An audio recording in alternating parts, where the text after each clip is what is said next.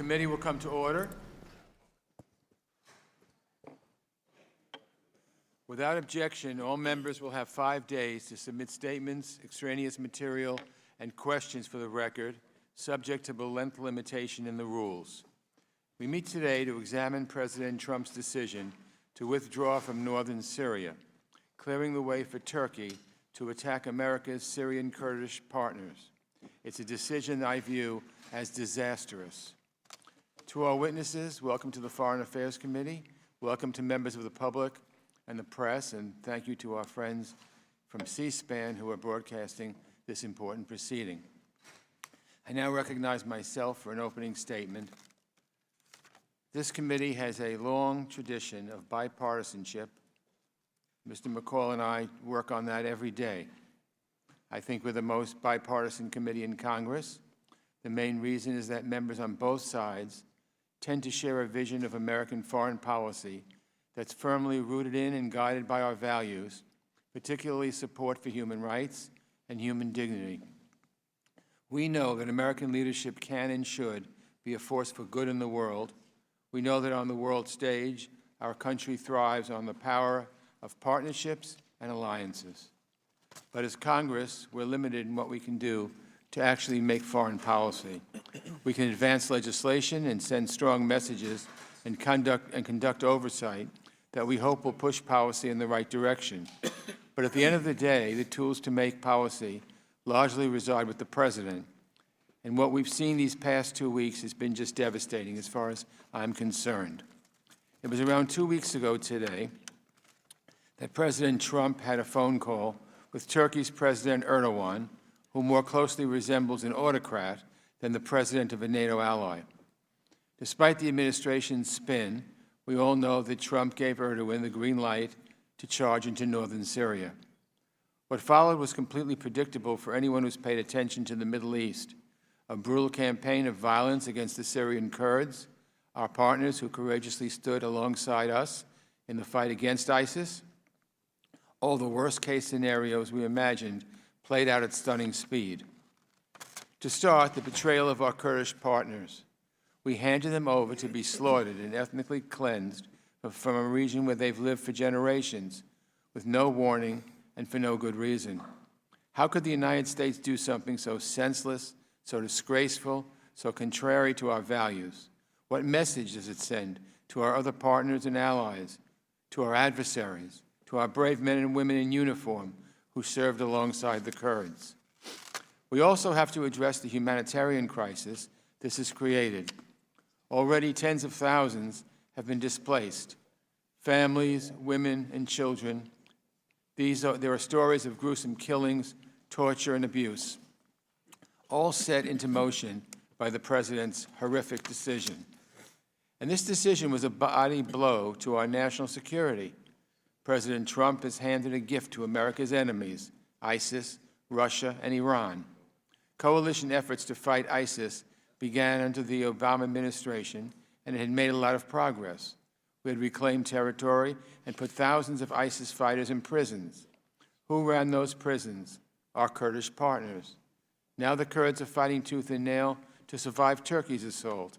And so the fate of those thousands of the ISIS fighters is now dangerously up in the air, and more than 100 have already escaped. It's safe to say ISIS is celebrating President Trump's foreign policy right now. He's handed them their biggest victory in over 4 years, but they're not the only ones rejoicing. Assad regime forces in Syria, backed by Iran and Russia, are now filling the vacuum left by America's withdrawal. To see Russian-backed forces triumphantly moving in, taking over our American bases, it's just disgraceful. It hurts. It's embarrassing. And Putin knows it. And for all these disastrous effects of Trump's initial decision, the President's actions to try to paper over this mistake has only done more damage. Last Thursday, the administration announced that they had negotiated a quote-unquote ceasefire with Turkey.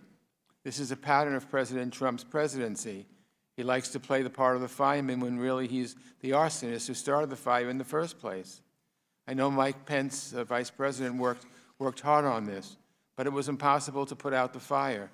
The reality of this 5-day so-called pause is that Turkey got everything it wanted, and that arrangement ended yesterday with no real plan from the administration for what comes next. This is the worst example I've seen of what I call this administration's fly-by-the-seat-of-your-pants foreign policy. 1 minute, the president's shouting from the rooftops that he's fine with what Turkey is doing. The next, he says he'll destroy Turkey if they continue. One day, he's bringing our soldiers home.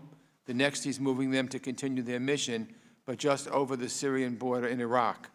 And the day after that, he's suddenly saying that some will actually stay in Syria after all, not to protect the Kurdish fighters, which we should do, the Kurdish fighters who stood shoulder to shoulder with our personnel, but to protect the oil fields there. It's all a mess. There's only one thing that's certain here: the president yet again has created a disaster. This is a troubling moment in our history, a stunning defeat for the United States, offered up willingly by a president whom I believe is doing serious damage to American leadership around the world. Today we need to hear how the administration plans to grapple with the consequences. What sort of signal do our friends take from this whipsawed foreign policy? And our adversaries, what kind of message does it send to the world when the president cannot be trusted to act in the interests of the United States? How can America be trusted to keep its word when we betray one of our close partners? And how do we handle the threats of ISIS, Iran, and Russia, now that they've been handed a remarkable victory by the President of the United States? I look forward to hearing our witnesses address these issues, but first let me recognize our ranking member, Mr. McCall of Texas, for any remarks he might have. Thank you, Mr. Chairman. The American-led campaign to destroy the so-called caliphate in Iraq and Syria was a great military success in our ongoing war on terror. This achievement wouldn't have been possible without the courage and sacrifice of our partners on the ground, including the Syrian Kurds, Arabs, and others, thousands of whom died on the battlefield in our shared quest to defeat ISIS. Our military partnership with the Syrian Democratic Forces is vital to our ongoing counter-ISIS operations to fight ISIS's insurgency. And that is why I've been so concerned about the possibility of withdrawing all U.S. troops from Syria. I firmly believe we need a residual force in Syria to best continue counterterrorism operations so that we can protect the homeland. I'm worried that a full withdrawal will create space for ISIS to regroup, grow, and gain more strength. We learned from President Obama's reckless retreat from Iraq that power vacuums are exploited by America's worst enemies. We do not want to repeat the same mistake. We must learn from history. I believe our Syrian partners deserve better. What kind of signal does it send to the international community that the United States will turn our back on our allies who suffered so much? We cannot achieve our goals on the world stage if we undermine our credibility. And I'm deeply concerned by Turkey's decision to begin military operations in Syria. Civilians on both sides of the border have killed. Over 170,000 people have been displaced in the past 2 weeks in a region already experiencing a refugee crisis. The only people who benefit from more violence and more chaos are America's adversaries, Vladimir Putin, Bashar al-Assad, the terror-sponsoring dictatorship in Iran, and Islamist extremists in the area and around the world, as shown by the deal that Erdogan struck yesterday with Putin. Today, members will have the opportunity to ask our witnesses questions about the administration's approach to these critical issues, such as what are the implications of the past 2 weeks for the future of counter-ISIS operations and the global coalition to defeat ISIS? How will we prevent Assad from expanding his war against the Syrian people to northeast Syria? What are we doing to prevent Turkey from forcibly displacing Kurds and resettling Syrian refugees along the border? How can we prevent Iran and Russia from exploiting this situation to their benefit? Last week, I was pleased to see a strong bipartisan majority of the House pass a resolution that I authored with Chairman Engel, calling on Turkey to end this operation. Fortunately, I would say the Vice President Pence and Secretary Pompeo were successful in brokering a temporary ceasefire. But if Turkey continues its destructive campaign, we will quickly pass new bipartisan legislation that will bring hard-hitting sanctions against Erdogan's government. But I hope the ceasefire works. And I know, Ambassador Jeffrey, I really look forward to your testimony here today. I know you're going to give us some insight within the administration as to what has taken place the last 5 days with the ceasefire. I want to thank you, sir, for being here right now. I know there will be a press conference at the White House in probably 35 minutes. And let me just say also, sir, that I believe that you are the right man for this job at a very challenging time. And I personally want to thank you for your public service to this country and this nation. And with that, I yield back. Thank you, Mr. McCall. Now I'll introduce our witnesses. Ambassador James Jeffrey currently serves as the Secretary of State's Special Representative for Syria Engagement and the Special Envoy to the Global Coalition to Defeat ISIS. He has held several senior national security positions, including Deputy National Security Advisor and Ambassador to Iraq, Turkey, and Albania. Mr. Matthew Palmer currently serves as the Deputy Assistant Secretary for the Bureau of European and Eurasian Affairs with responsibility for Turkey, the Western Balkans, and the Aegean. He previously was the Director of the Office of South Central Europe. He has served in Belgrade, Nicosia, the U.S. Mission to the United Nations, and various positions in Washington, including the Secretary's Policy Planning Staff and of the National Security Council. We also requested that the Department of Defense provide a witness for today's hearing, given their role in Syria and this committee's jurisdiction over war powers and U.S. intervention abroad.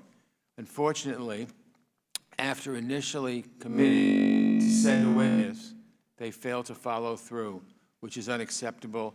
I don't intend to let it lie, and we'll deal with it in the future, but we're not going to accept it. However, I do want to thank the witnesses who have appeared here today. Without objection, all the witnesses' prepared testimony will be made part of the record, and I'll now recognize the witnesses for 5 minutes each to summarize their testimony. Let's start with Ambassador Jeffrey.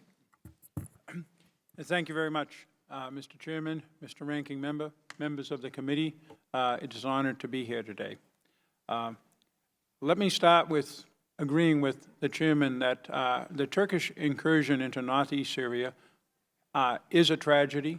It was a longstanding U.S. government policy in 2 administrations to keep that from happening, and we clearly were not successful. What I would like to do is to explain what we did when we were faced with this threat and what we have done since the Turks marched in. But first, I would like to turn to the larger situation that this is all embedded in northeast Syria, which is the Syrian crisis since 2011. That crisis brings together the 3 destructive forces in the Middle East. A local dictator who, as Ranking Member McCall said, is a threat to his own people, more than a beneficiary to them, with half of the population having fled his misrule. An ideological state on the march, Iran, that has dug in Syria and threatened our neighbors, its neighbors, including Syria's neighbors, including Israel. And thirdly, various Islamic fundamentalist forces, terrorist forces that have also grown up in the midst of this Syrian civil war since 2011, including in particular ISIS, but there are others as well.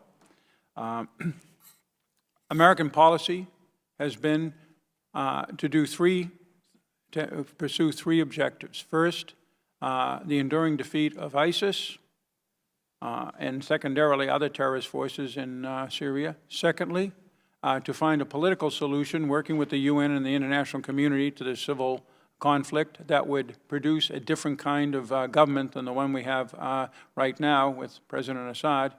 And 3, to see the removal of all Iranian-commanded forces from Syria. They have no positive role whatsoever to play there. In pursuing that policy, Much of our attention, of course, has been in northeast Syria, which is where we carried out, as Ranking Member McCall said, our very successful campaign against ISIS. But this was done with considerable friction from 2015 on with the important neighbor and NATO ally to the north, Turkey. Turkey long was very suspicious of the alliance we had with the local, largely Kurdish force, first the YPG, which is an offshoot of the PKK, the recognized terrorist group that has been trying to conduct an insurgency against Turkey for some almost 40 years, and various other allies that are organized into what we now call the SDF, the Syrian Democratic Forces. For Turkey, for us, these were an ally, and a very good ally, against ISIS, a very effective ally that lost over 10,000 people killed. For Turkey,